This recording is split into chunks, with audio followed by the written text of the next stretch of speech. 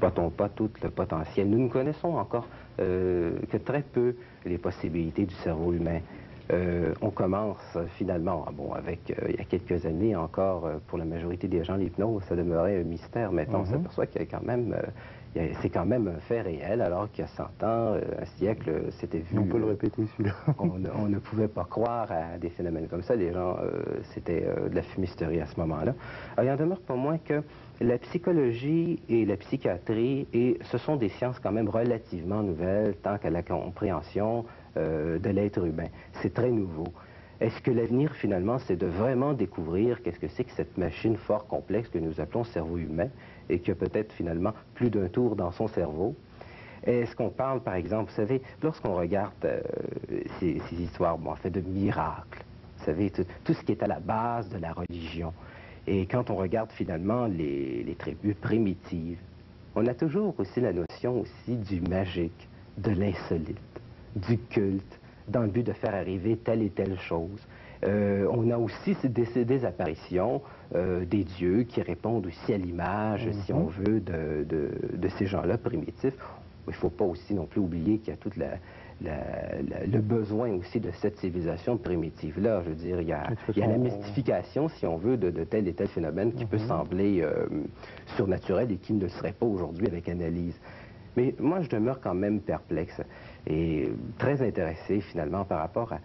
Enfin, je trouve qu'il y a un lien, finalement, entre toutes ces tribus, toute cette mythologie, cette modification, par exemple, presque radicale au cours des années 30, entre les apparitions si on veut, religieuses, qui passent carrément maintenant aux apparitions d'ovnis. De toute façon, il y a quand même la même croyance actuellement, puisqu'il y a même des sectes et des groupes qui s'organisent en attendant les sauveurs. Oui. Et ça, je crois que c'est très dangereux. Ça, je crois que c'est très dangereux. Mais enfin, si ce n'était pas la question de venir, ce serait certainement aussi également autre chose, parce que c'est un besoin chez l'homme d'essayer de trouver des réponses toutes faites. Hein. Quand on est en face de l'inconnu, quand on ne comprend pas quelque chose, on essaie de trouver un individu comme ça qui ne nous fera pas travailler tellement fort et qui va nous fournir des réponses toutes faites. Et ça, c'est dangereux. Mais toutefois, je crois personnellement, en ce qui concerne le Québec, on est très ouvert, mais on est beaucoup plus... c'est beaucoup plus une question de mode, vous savez. Ça devient un intérêt très rapide au Québec et ça passe très vite. Alors qu'en France, l'intérêt, à cause de l'intellectualisme de toute cette population, qui est très élevé, il y a beaucoup d'hésitation, mais lorsqu'on croit quelque chose, on y croit pendant très longtemps. Je pense qu'il y a ce phénomène-là en France. Mais il y a une question qui me vient là. Au Québec, il y a quand même des régions particulières qui sont considérées comme des zones d'apparition de l'OVNI, comme la région de Matane et autres. Est-ce qu'il y a quelque chose de particulier dans cette région-là qui fait que soit les gens provoqueraient plus facilement ces phénomènes, soit que des extraterrestres viendraient plus facilement? C'est une très belle question. Vous savez, je pense que la majorité des individus qui ont, à un moment donné, font des expériences mystiques se retirent. Il y a plusieurs façons de se retirer dans notre société. Il y a des gens qui peuvent aller vivre à la campagne, on va dire prendre une année sabbatique d'1 an ou 2 ans, et qui vont commencer à affronter des phénomènes insolites, finalement. Alors ça peut paraître curieux. Par exemple, des gens qui vont entendre des bruits, qui vont voir pour la première fois des phénomènes comme des objets se déplacer dans leur maison. Hein? Et s'il y avait eu un individu, ça ne se serait jamais produit. Alors, vous savez, tous ces phénomènes insolites répondent à des lois. Par exemple, au niveau du phénomène OVNI, si un individu a un appareil photographique, on a remarqué que c'est très rare qu'il va avoir à rencontrer ce genre de phénomène-là. En tout cas, ça ne se laisse pas photographier facilement. On dirait que le phénomène frappe toujours, si je peux m'exprimer ainsi, au moment où on se n'y attend pas. Un individu qui n'est absolument pas préparé à ça.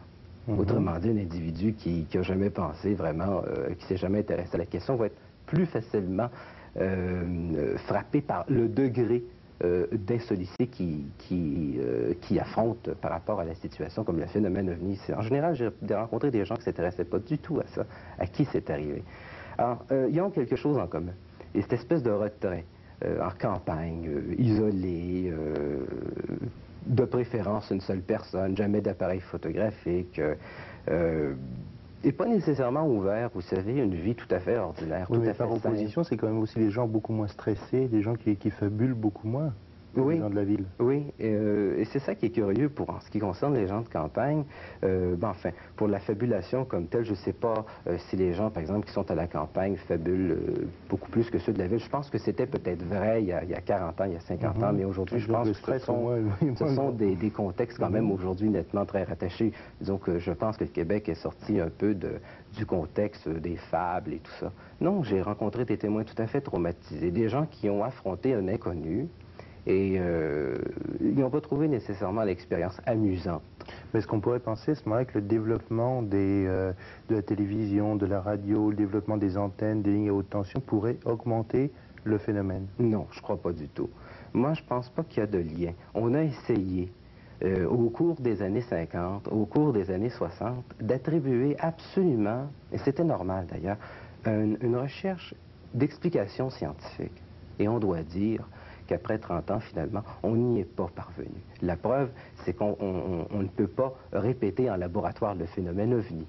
On parle de feu de Saint-Elme, on parle de foudre en boule, mais c'est à peu près tout. On n'a pas réussi, finalement, à donner une explication scientifique. On a tenté, par l'orthothénie, par exemple, d'Aimé Michel, qui consiste en des lignes droites, où il y aurait un point central, où il y aurait beaucoup plus d'apparitions qu'à certains autres endroits. On a essayé d'apporter des explications scientifiques. Mais finalement, après 20 ans, 30 ans, la majorité des chercheurs que j'ai rencontrés, qui ont passé 20-25 années à les rencontrer, des témoins de ça, sont maintenant assez découragés. Est-ce qu'il n'y aurait pas quand même quelque chose qui interviendrait à ce niveau-là, peut-être pas sans parler d'extraterrestres ni de création de formes, quelque chose d'assez intéressant qui intervient, c'est qu'à force d'étudier les possibilités de déplacement des ovnis, on finit par se poser un problème auquel on va trouver une réponse. C'est-à-dire peut-être un mode de déplacement plus rapide, plus économique, ou un mode de déplacement dans le subespace ou à l'intérieur de l'atmosphère. Oui. Vous me demandez... Les moteurs, on a créé 2-3 moteurs, au moins sur le papier, oui, en pensant aux ovnis. Oui, photonique, tout ça. Pas nécessairement en pensant aux ovnis, mais à la suite de la science, du développement.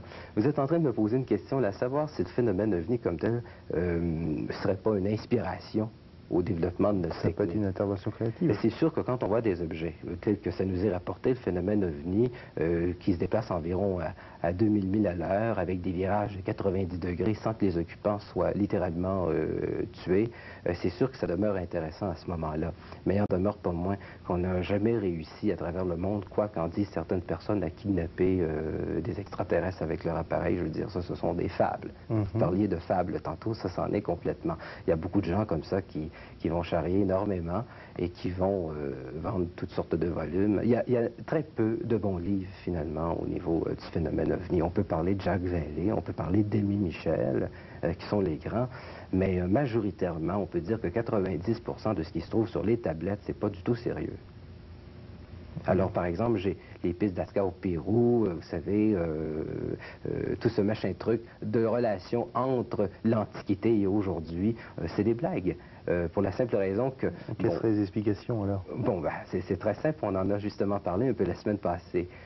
Tout est sujet à interprétation. Si, par exemple, moi, je donne une information à une personne, cette information-là peut être perçue avec la distorsion ou l'interprétation personnelle.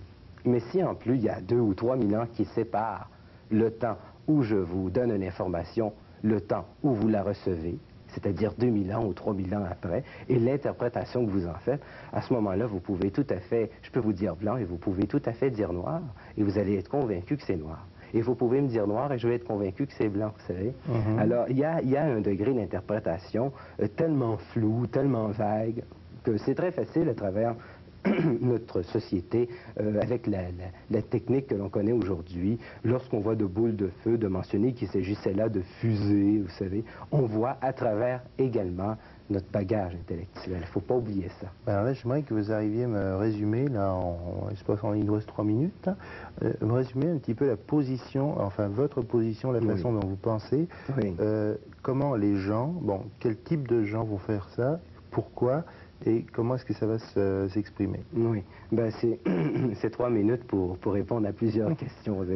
Vous me demandez ma position personnelle, disons, en tant qu'individu qui s'est intéressé au phénomène OVNI. Bon, moi je dirais qu'il y a une analogie à faire entre finalement les phénomènes paranormaux et les phénomènes ovnis. Je pense que s'il y a quelque chose à essayer de comprendre, il va falloir chercher de ce côté-là. Donc, commencer par la psychologie et ensuite par la parapsychologie.